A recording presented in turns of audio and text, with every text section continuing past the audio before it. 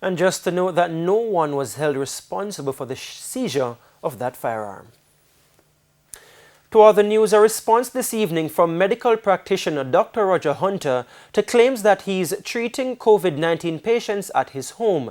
It comes following complaints by his neighbors. Shamila Pullen reports.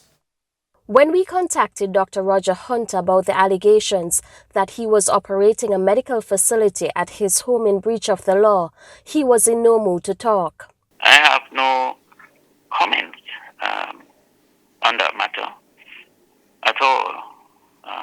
Have a good day. Thank you. The matter is currently the subject of an investigation by the Kingston and St. Andrew Municipal Corporation, which has also called on the Ministry of Health to probe deeper into the matter. On Friday, Dr. Hunter issued a statement denying that he is operating a medical facility at his home. He, however, noted he helps family and friends free of charge for COVID-related matters. According to Dr. Hunter, he's received several calls from persons who he's described as desperate from government hospitals seeking to be transferred to him for COVID treatment, but he's declined.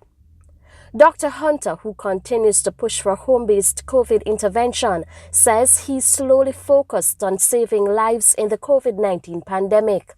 Shamila Pullen, TVJ News.